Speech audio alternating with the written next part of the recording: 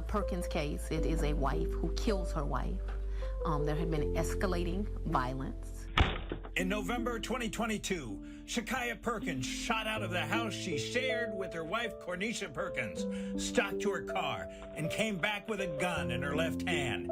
Then Shakaya shot Corneshia in the head and killed her, says Fulton County Senior Assistant District Attorney Travis Thomas. Pretty soon after we showed that video, she decided to take the plea. He says last month, Shakaya Perkins pled guilty to murder and more. She ultimately pled to life with the possibility of parole. That was a plea deal that was offered.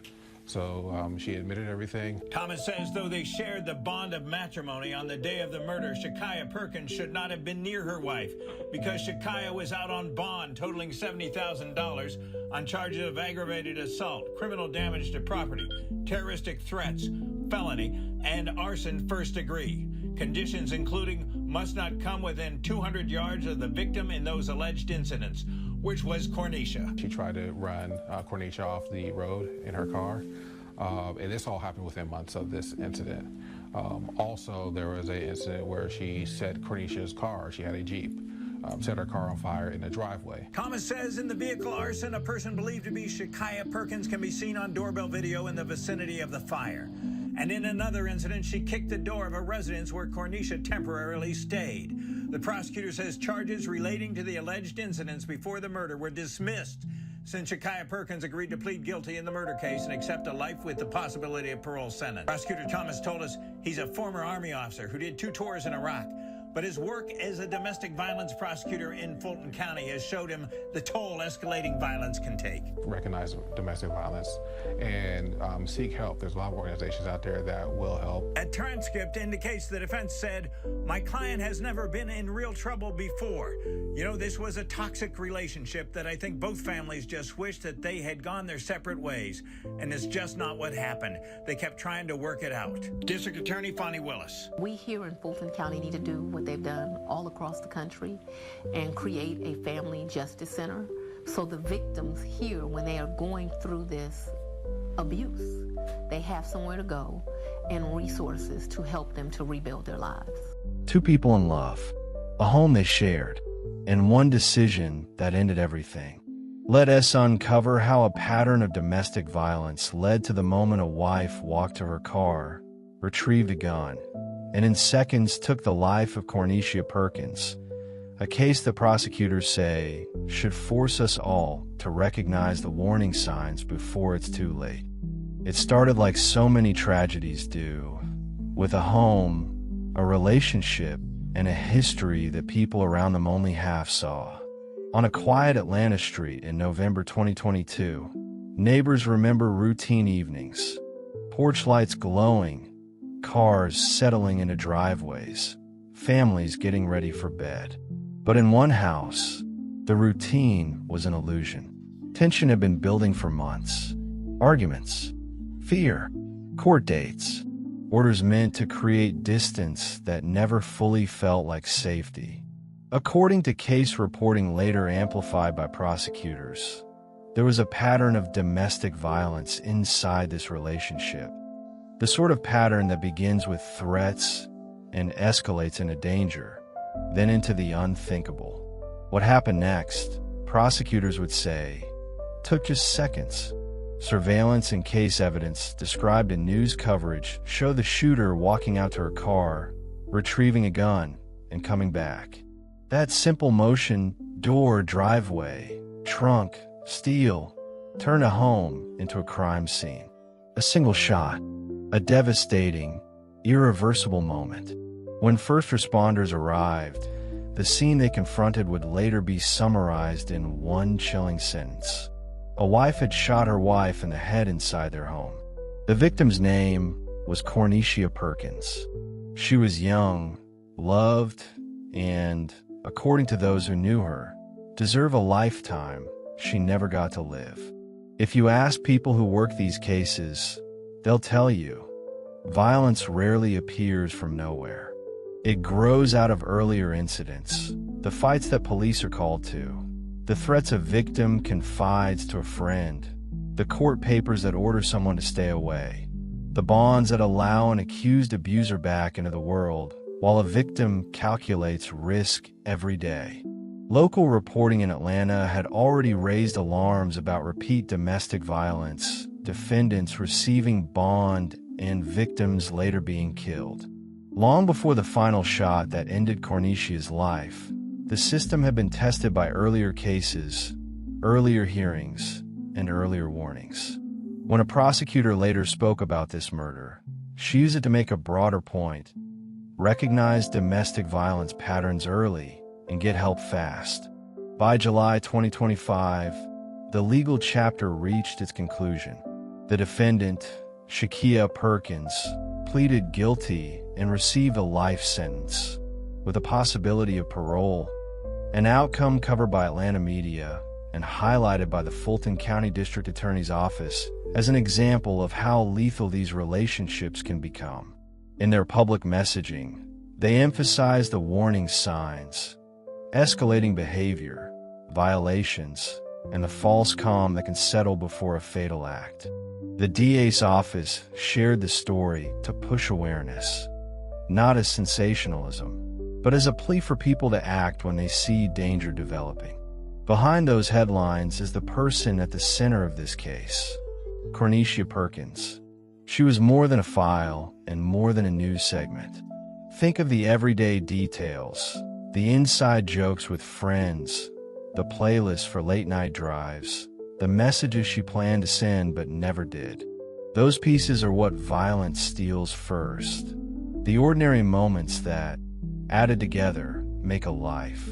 When neighbors later gathered, it wasn't just to mourn a headline. It was to mourn a woman, to hold candles against the darkness of what happened in a place meant to be safe. This story is shocking because it happened inside a marriage, a space many assume is safest, and because the fatal moment was so deliberate. A walk to a car, a gun retrieved, a life ended. It's shocking because people around them had already seen signs. And it's shocking because, had the right intervention stuck, the right decisions been made, the right distance been kept, Corneshia might still be here. That's the question this case forces on all of us. When the red flags fly, do we know what to do? Do we step in? Do we call?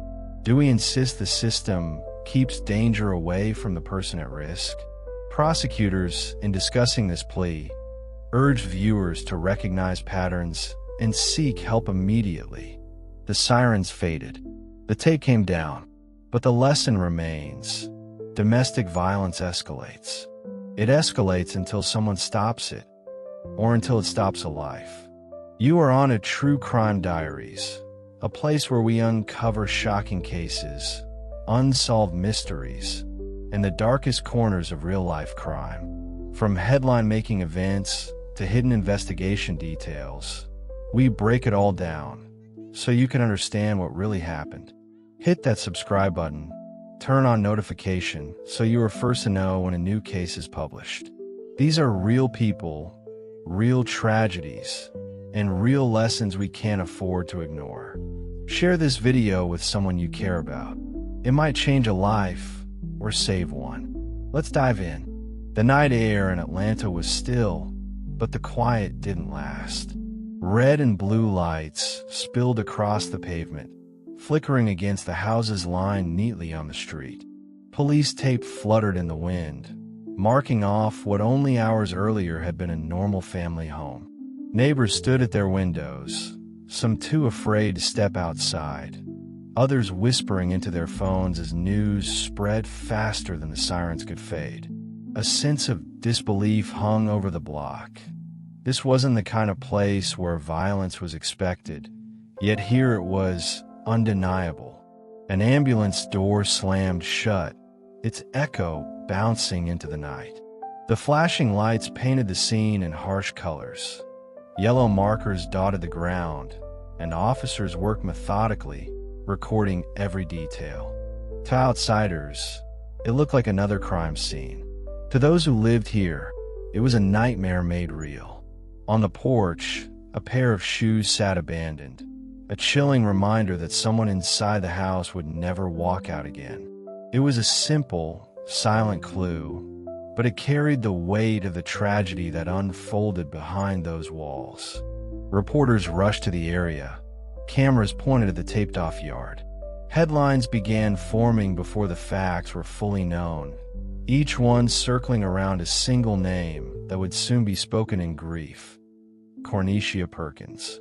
Inside that house, a decision had been made that could never be taken back. In a matter of moments, the warmth of shared life turned into the cold stillness of death. A relationship that once promised love had ended in violence. The community would remember this night not just for the flashing lights or the chaos outside, but for the painful truth it revealed: that danger often hides closest to home. And for Corneshia, there would be no second chance. Corneshia Perkins was more than a headline. She was a daughter, a friend, and a woman filled with hope for the future. Known for her warm smile and open heart, she had a gift for making people feel welcome and valued. She found happiness in simple things, like spending time with loved ones and creating memories from everyday moments. Though life brought challenges, she carried herself with quiet strength and resilience, inspiring those around her. Her kindness stood out in her community, as she was always willing to listen, help, and support others. Her death left a painful void because people knew she was irreplaceable. To them, she was a symbol of love, compassion, and strength. Remembering her means honoring the life she lived, not just the tragedy she faced. When Corneshia first entered the relationship, it seemed promising. Like many couples, there were moments of joy, affection, and shared dreams. Friends recall seeing happiness in the early stages, a picture of two people trying to build a life together. But over time, small cracks began to show.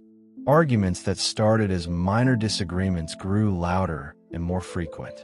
What once looked like normal tension between partners slowly shifted into something heavier, something harder to ignore.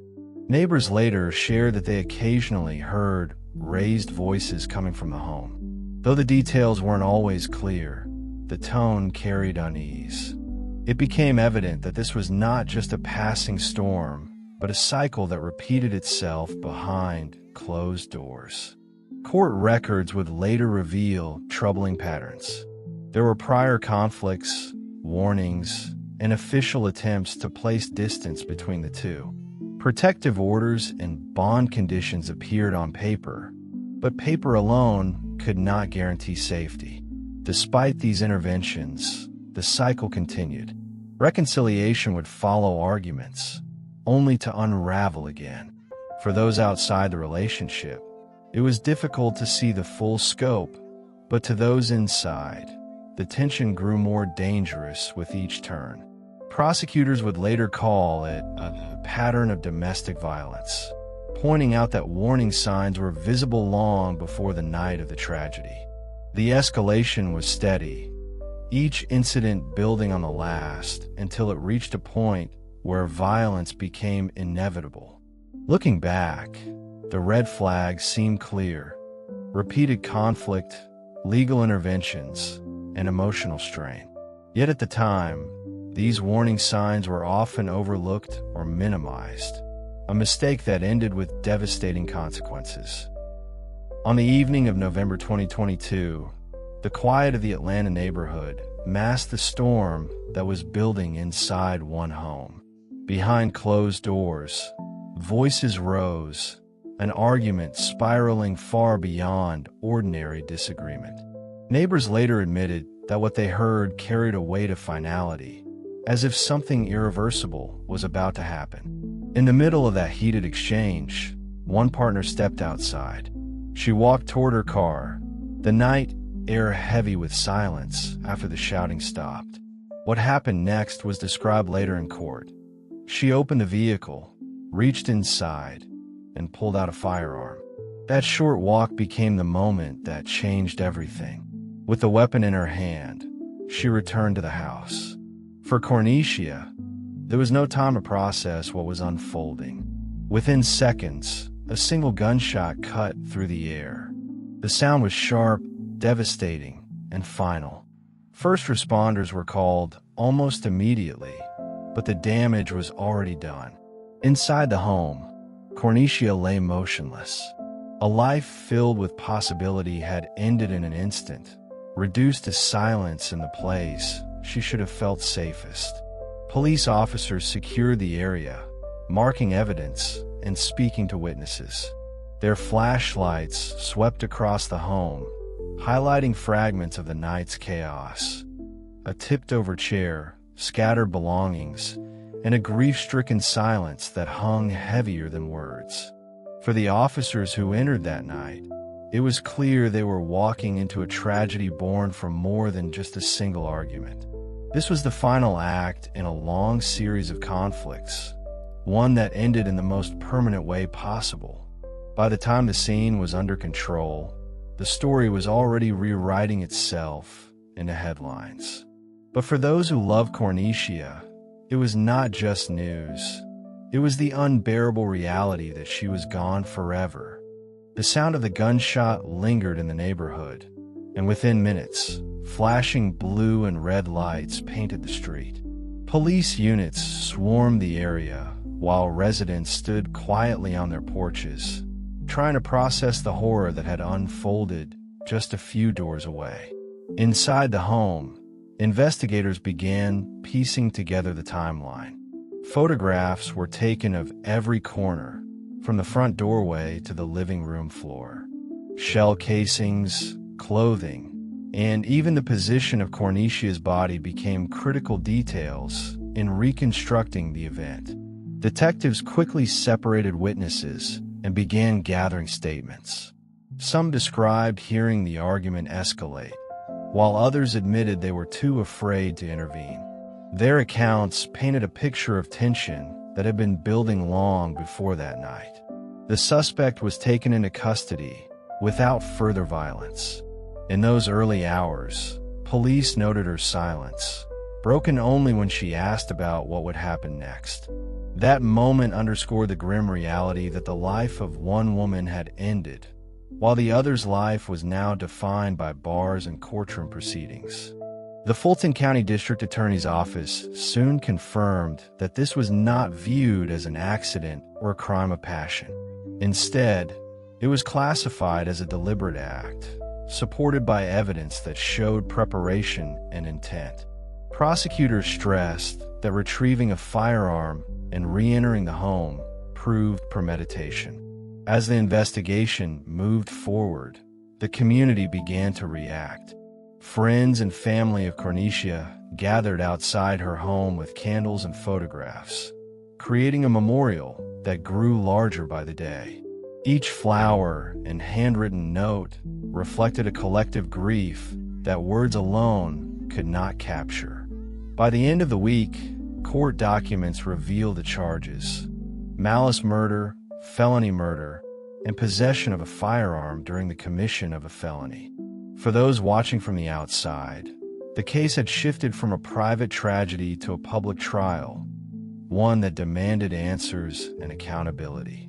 When the trial began, the courtroom was filled with an air of tension. Family members, reporters, and members of the community all gathered, waiting to hear how justice would unfold for Corneshia Perkins.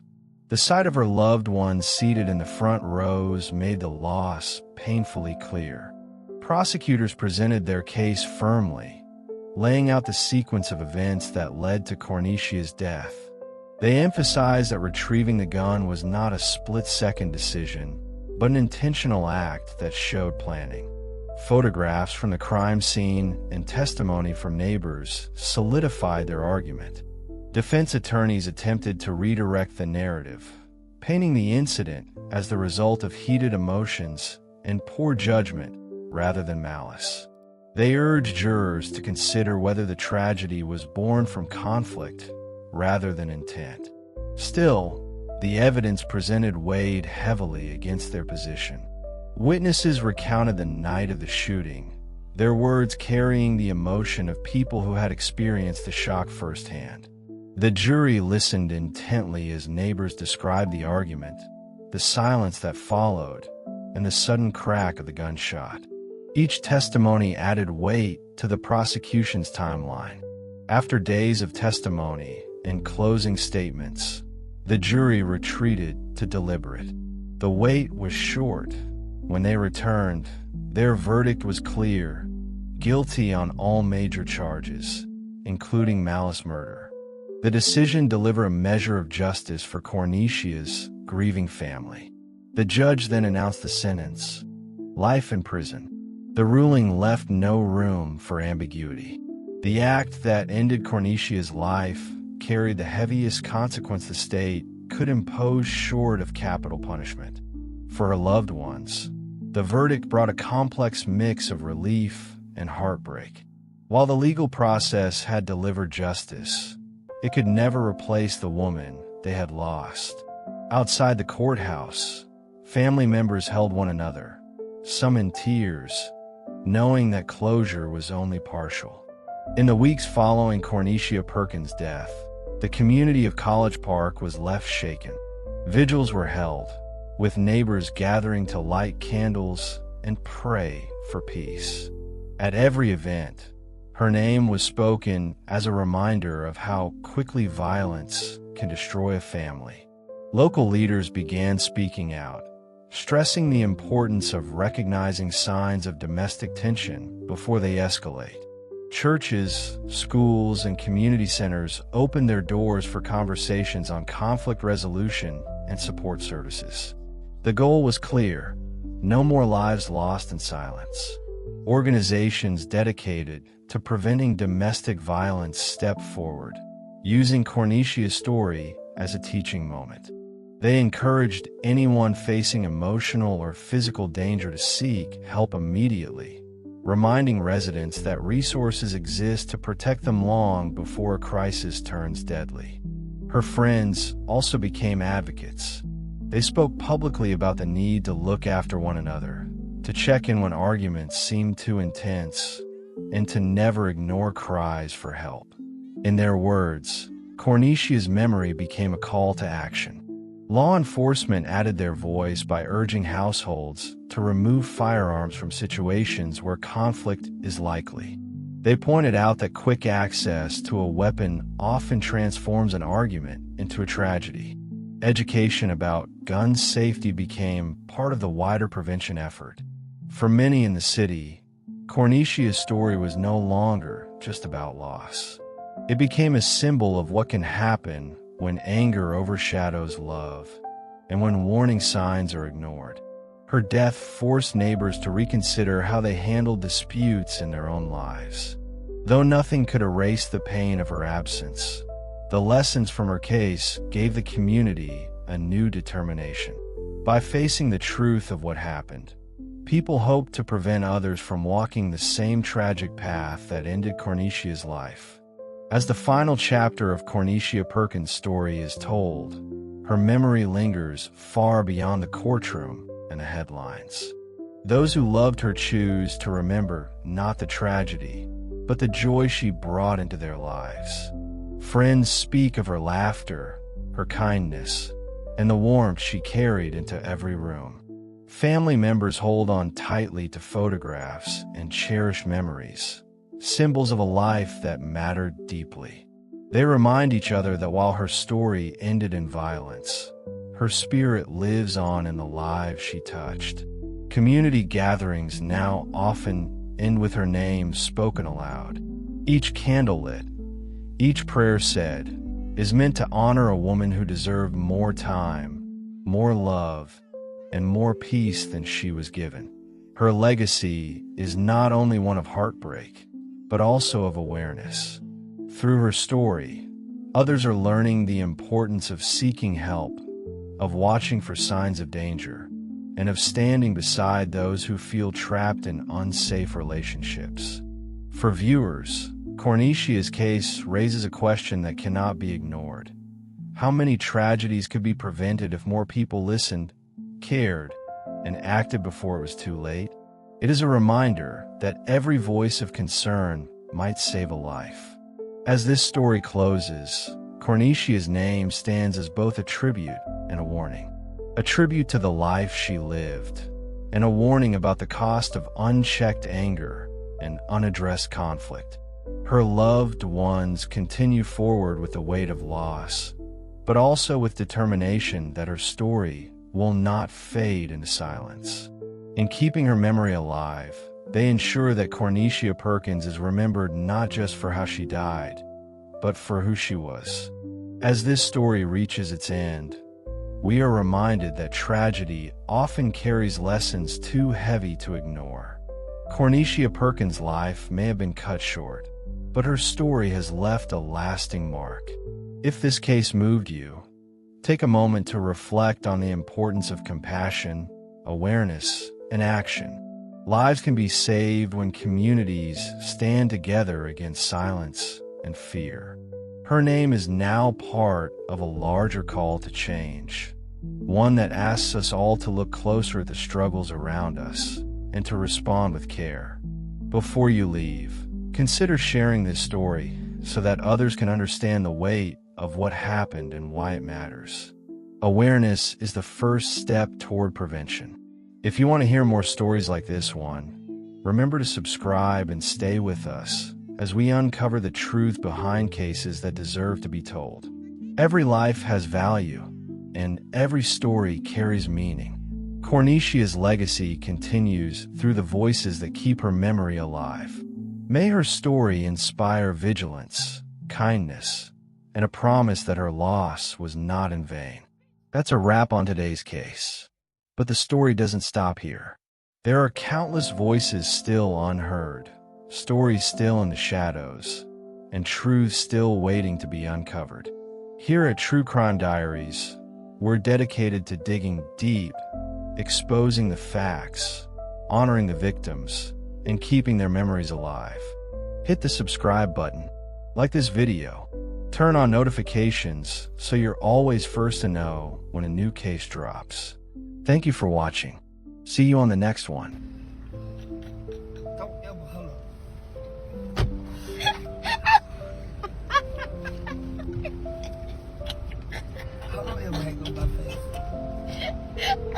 She